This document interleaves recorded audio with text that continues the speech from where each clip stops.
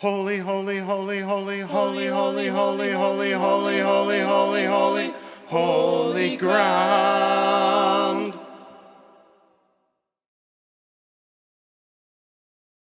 Hi there. Thanks for joining us for day 2 of Holy Ground, an online summer program for kids from Rising Spirit with St. Mary's Anglican Church, Ponoka.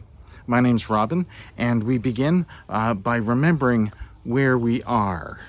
We gather on lands walked for thousands of years by people of the First Nations. Here, we remember the history, culture, and spirituality of the First Nations that signed Treaty 6 with us. And we remember our responsibility as treaty members for love and kindness and care and peace. We also honor the heritage and gifts of Métis people. And we remember that wherever we stand, may we live the respect that our words offer.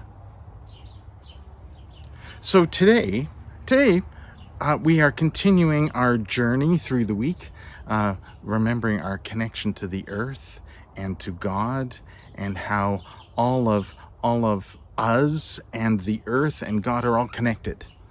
And we are connected by God, the love, the energy, the life that is in all of creation. And today we have a story that takes a little bit of a different perspective on that, because it's not actually really exactly about the ground so much as how we treat it, how we treat the earth, and how we love the earth, and how we love each other. This is a story that Jesus told. It's called a parable, because Jesus told these stories. He told these stories that had a special meaning to them. And what was really cool about parables, which are these stories with the special meaning to them, what's really cool about them is they don't just have one special meaning. You can sort of peel away layers and get to even more interesting and deeper meanings. The more closely you look at the story, and the more you think about it, the more you look at it from different angles. And so today, this is a parable that Jesus told a crowd of people about seeds and about planting. Once upon a time, there was a wise old woman, and she sat looking out her window. And she looked out the window at the earth and at the ground, and she looked at the sky and the sun, and she looked at her calendar, and she looked at her clock, and she said to herself, "It's time." And so she went to her back door, and she got a great bag of seed, and she swung it over her shoulder, and she stepped out the back door. And as she stepped out the back door, she took handfuls of the seeds that were in her bag, and she just cast them everywhere. She threw them all about, everywhere as she went. And she did that until her bag was empty. And then she went back into her house, and she sat down, and she looked out at the window where she had thrown all of the seed.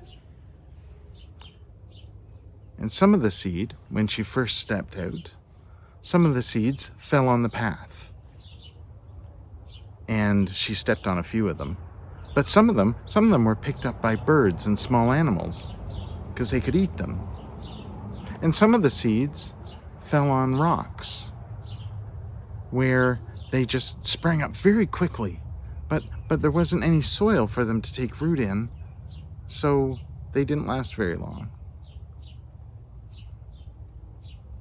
And some of them fell in amongst weeds, and there was lots of weeds. There was dandelions, there was chickweed, there was thistles, all sorts of things growing, and they did very well, the weeds, but the seeds didn't have much of a chance then, because there were so many weeds, and only a few of them were able to grow. But some of the seeds fell on the soil, on the good soil in her garden, where there was moisture and warmth, and they were in the sun. And so they grew up very tall and strong, and she grew the most beautiful flowers in the garden. And Jesus paused for a minute as he was telling the story, and he looked around. And the people who were listening to him were looking at him kind of funny. A few of them looked kind of confused. Some of them were kind of smirking, trying hard not to laugh. A few were kind of chuckling to themselves. And Jesus said, what's up? What's going on? And somebody said, well, Jesus, I'm not much of a gardener. But even I know that you can't just throw seeds everywhere because they're going to land places where, they're not going to grow. You gotta find the best place. And then somebody else said, yeah, it's important because, you're buying the seeds, you're investing your time and your energy, and you want to make sure you get a good crop, or you get good flowers in your garden. You want to make sure you have the best spot, and you take care of that. And Jesus said, okay, I hear you, but, the seed that fell on the path fed the birds and the little animals, and the seeds that fell on the rocks, well, maybe some of them blew off onto better ground, or maybe the ones that grew up there and didn't last very long, maybe enough of them will land there over time that there'll be a little patch of soil on the rock, and before long that'll start to wear away at the rock, and those seeds that fell in amongst the weeds, well, maybe some of them grew, and some of them some of them actually help the weeds grow. And what is a weed anyway? I mean, weeds can be useful for things. And the things that fell on the soil, well, good for them. They did well, didn't they? And he looked around again, and people were looking at him still pretty strangely. So what are you saying, Jesus? Said one person. You're saying we should just throw our seeds everywhere, willy-nilly, and just hope that they land somewhere good? Imagine, Jesus said, the seeds are like God's love. God doesn't choose the best place where he's going to get the most out of it. For God's love, God knows that all things in creation are worthy of God's love and deserving of God's love. All things just as they are. They are perfectly who and what they are supposed to be. God doesn't choose to offer love only where God thinks that love is going to grow, or where God thinks that God's going to somehow get something back. God's love is given to all, generously, everywhere. Imagine how great this garden of earth would be, how beautiful it would be, how well and healthy and whole it would be if we all loved like God. If every one of those seeds was an act of love that we offered, no matter where it was, we offered it. Because all of creation, all of us, are deserving of that love. And sometimes we're not really good at that. Sometimes we only like to invest our love when we think we're going to get something back. But that's not how love works. That's not how God's love works. God's love is what we offer to all and everyone. Imagine how beautiful the garden would be if we all lived love the way this wise old woman cast her seeds around the garden.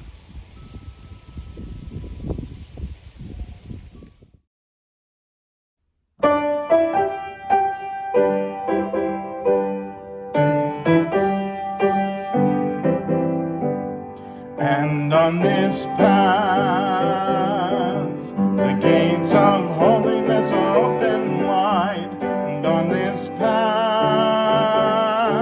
the gates of holiness are open wide. And on this path, the gates of holiness are open wide. Open wide, open wide, open wide, the gates are open wide. So enter in, the gates of holiness are open wide. So enter in, the gates of holiness are open wide. So enter in, the gates of holiness are open wide.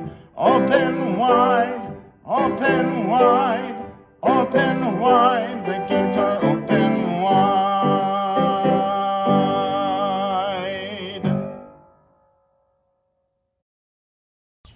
Welcome back. It's the second day of our fun camp together. Well, today we're going to talk about earthing again, but today we're going to talk about it with good soil, which is soil is something that all the plants grow out of, that support the roots of the plant and support the plants coming up into the earth. So another word for earthing is called grounding. So today we're going to use the term grounding instead of earthing. They're the same thing. So let's continue on. Today we're going to take off our shoes again.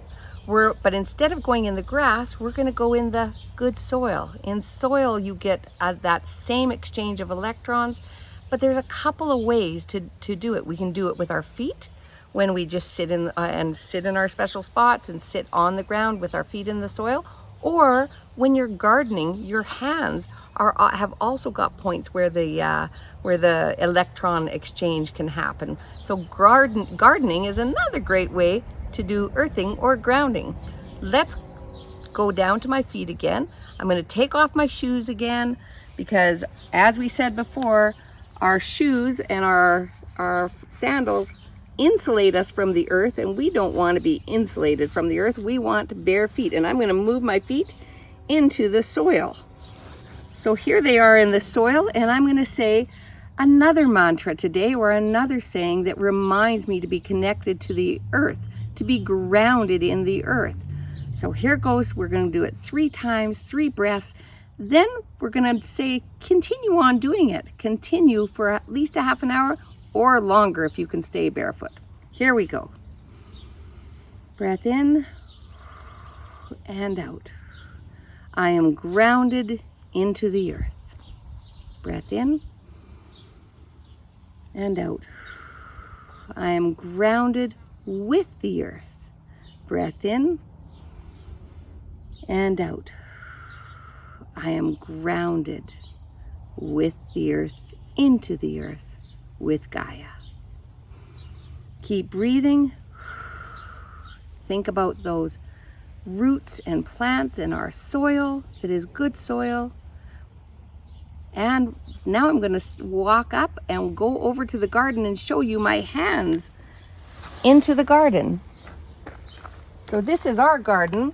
Here's our carrots and our potatoes and our good soil in the ground. And it's beautiful soil. As you can see, things are growing. And you could do the same thing. Breath in and out. I am grounded with the earth. Breath in and out. I am grounded into the earth. Breath in and out. I am grounded with and into the earth. Thank you. We're going to say another quick prayer. Thank you, dear Creator, for the earth and the soil, for the ground, for what we get to grow, what we get to get from the beautiful soil on Mother Gaia. Amen. Holy ground! Oh, good morning, maybe, ish, to everybody. I am back, talking about gardening hacks with all you crazy kids. And I am taking this gardening hack from Harmony. Harmony has a real love and a real love for collecting seeds. And not seeds that you buy in a package, but seeds that come from fruits and vegetables. So I'm going to show you her little collection here. I'm going to talk about some important things when you are collecting seeds in order to replant them. Some of them are not replantable, but that's okay. And I'm just going to share with you guys what that's going to look like. All right, so here we are with a little sample of Harmony's seed collections that she has done. So some of them you might recognize and some you may not. But in this one, oh, where do I point? Right here. Most of them are apple seeds. There is a cherry pit and a apricot pit in that one. This one has, I don't know how to grab from the camera. This is a peach pit. Cherry pits, apricot. This one, again, we have some apricots and we have some cantaloupe seeds. Now, some of them are not plantable, which is just fine because you can actually learn a lot about seeds. They are all dried, which is very, very, very important. If you collect seeds from apples or oranges or any of those things, oh, there are some orange seeds right, I see right there, that's an orange seed, possibly a lemon seed. Yeah, you have to make sure that they're dried out, otherwise they will mold and then they are no good to plant. So apples are a really, really good example. I'm gonna take that out, and these guys will grow like crazy. In fact, Harmony a couple years ago for a teacher gift planted a bunch of apple seeds and we gave them to the teachers. I think Serenity might have done it as well. It was a couple years ago. Anyways, they will grow like crazy. So you can actually grow your own apple tree with the seeds from inside of an apple that you maybe buy from a store or you get from a farm or what have you.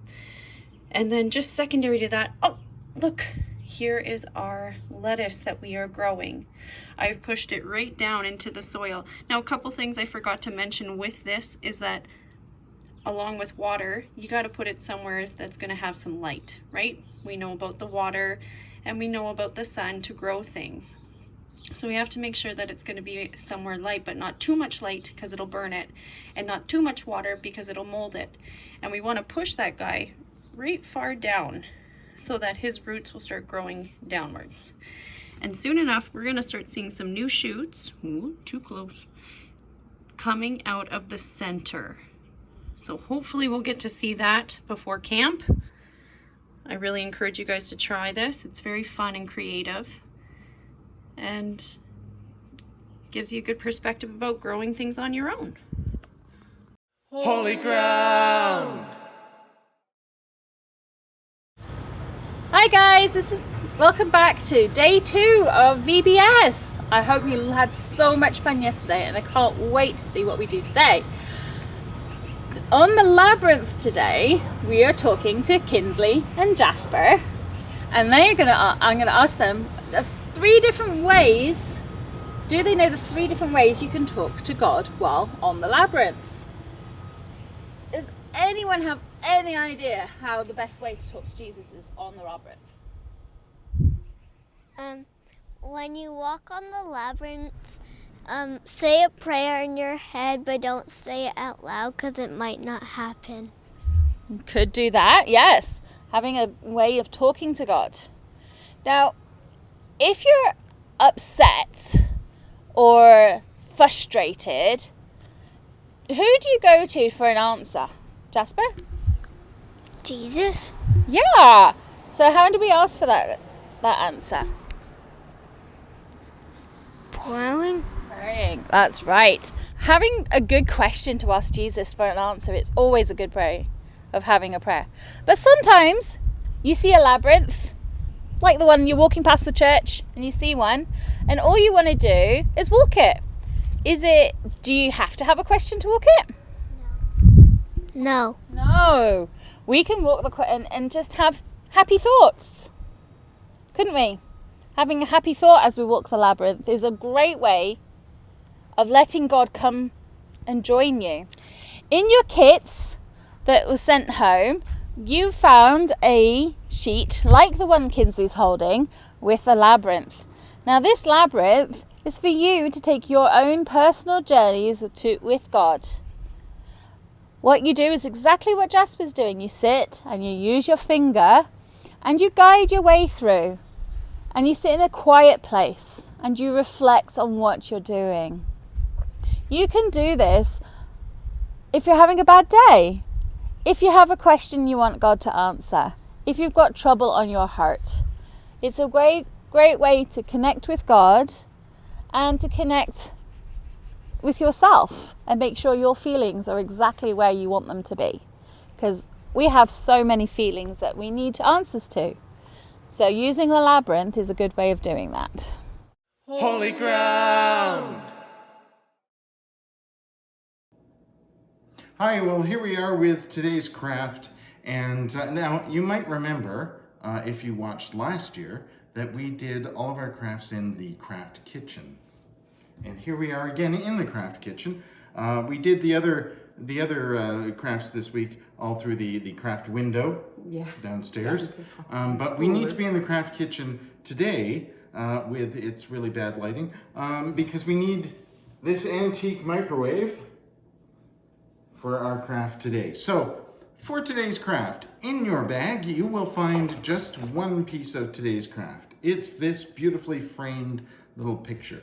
And it says, this one, there's different ones that have different sayings.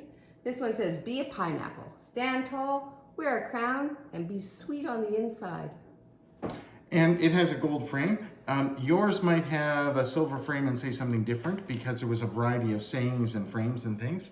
So yours might look a little different, but they're all square like this. And what we're going to do today is we're going to dry and press some flowers, and then you can either decorate around the saying on your picture with your flowers, or the other side is blank.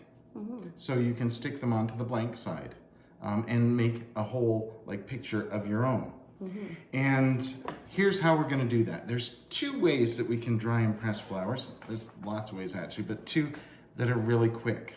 One is to press them in wax paper, and another is to press them in paper towel in the microwave. And we're going to show you how to do both of those. But first, you need to collect your things, your supplies together. Pick some flowers. Lori picked these beautiful choices. We picked a lot, and some leaves. Nice, and some leaves. Don't forget some leaves to do. Yeah, some awesome I've got some things. tiny little ones. Oh, those are nice. I've got some bigger ones. I've got a beautiful pansy here. Those always, pansies in particular, and leaves are really good because they go flat. They're flat already a little bit, right? Yeah. So you'll also need, depending on which way you're going to do it, if you're going to do it with wax paper, you're going to need some wax paper, and you're going to need an iron. You take your piece of wax paper, and if you want it to fit in your frame, we cut our piece of wax paper to be 10 inches by 5 inches, so that we can then fold it closed and it becomes 5 by 5 and fits nicely into our frame. So open your wax paper and put it down. Put down your glasses so you can see what you're doing, Robin. And then you can put some of, oh, that's your only one of those, isn't it? No, there's another one. I'm gonna use this one. Let's put this guy there. Can I use one of these leaves? These are all for you, Ron. So just take which one for Let's put this guy like that. One little one? Yeah. Okay, let me put this one right there. Right there, okay. Then fold your wax paper over. Carefully press down on all of your leaves. You want to put a piece of paper towel over your wax paper. So your wax paper doesn't melt on so that your wax paper doesn't get wax on your iron, because otherwise you'll have to clean your iron, and the person who owns that iron might not be too happy about that.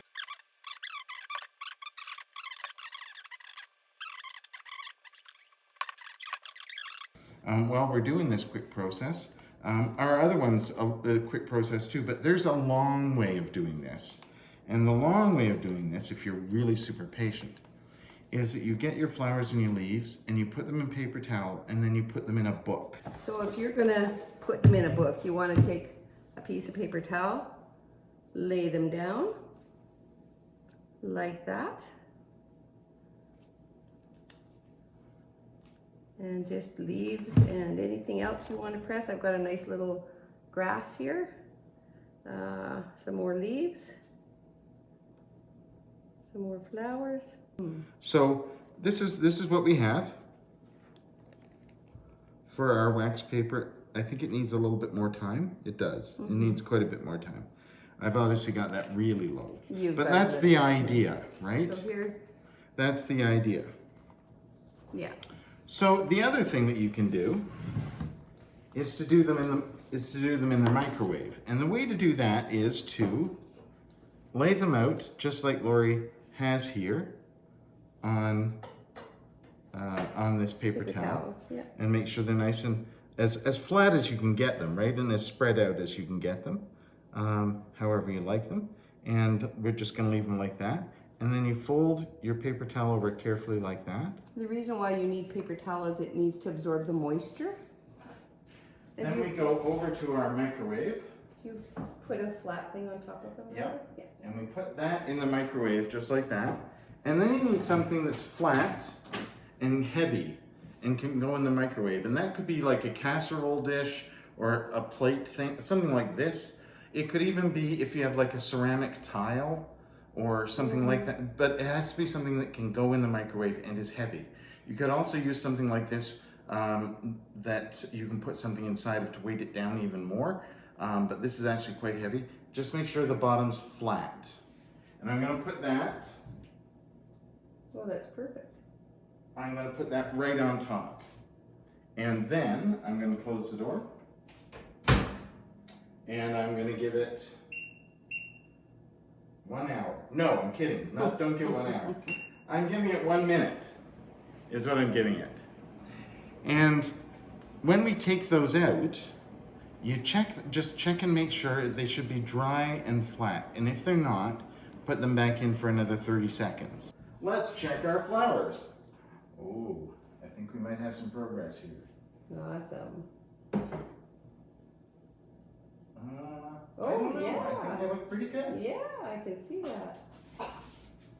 So you bring them out, and then you'll see We should hold them up because they can't see. they'll stick to the paper towel because of the moisture, the water that's in them, right?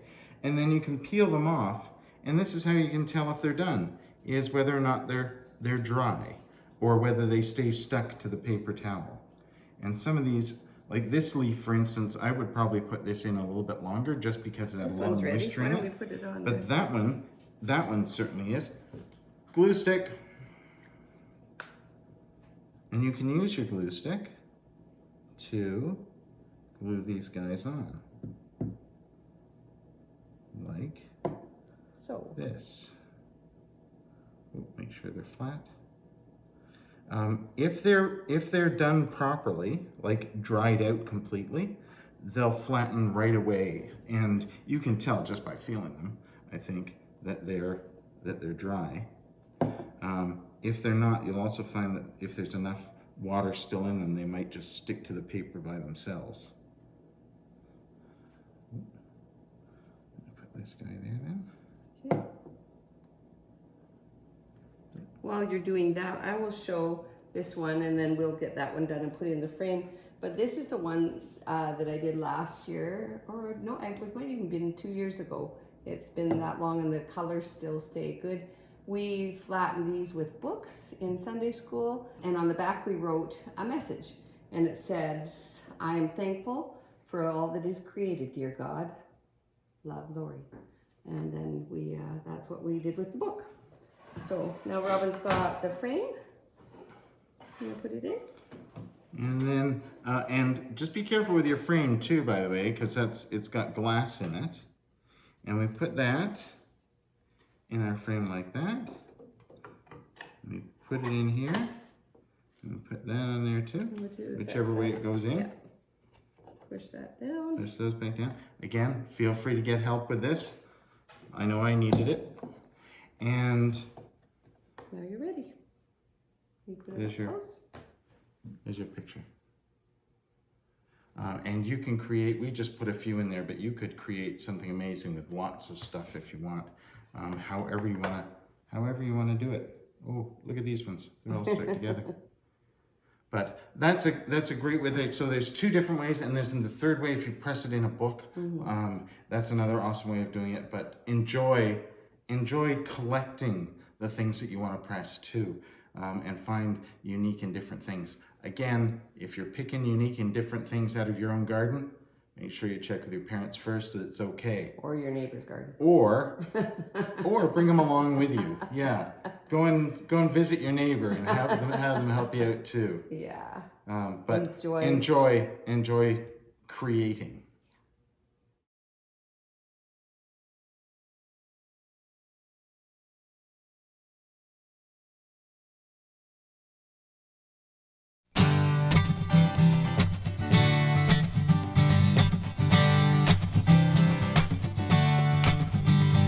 Amazing love, amazing love. I can't get enough of your amazing love. Amazing love, amazing love. It blows me away, your amazing love. Your love is higher than the mountains. Amazing love. Deeper than the sea. Amazing love. Wider than the universe. Amazing love. And it's reaching out to me. Amazing love. Amazing love. Amazing love. I can't get enough of your amazing love. Amazing love. Amazing love. It blows me away, your amazing love. Your love is warm like the summer sun. Amazing love. Bright like the autumn leaves. Amazing love. Pure as the winter snow. Amazing love. It all springs back to me. Amazing love. Amazing love. Amazing love. I can't get enough of your amazing love. Amazing love. Amazing love. It blows me away, your amazing love. Break it down. Amazing love, amazing love. I can't get enough of your amazing love. Amazing love, amazing love. It blows me away, your amazing love. It blows me away, your amazing love. Amazing love.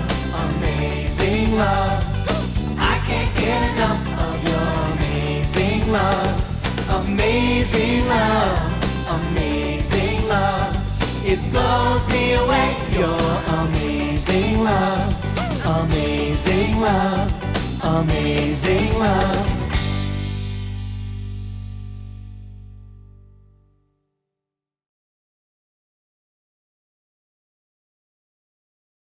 Holy, holy, holy, holy, holy, holy, holy, holy, holy, holy, holy, holy, holy ground.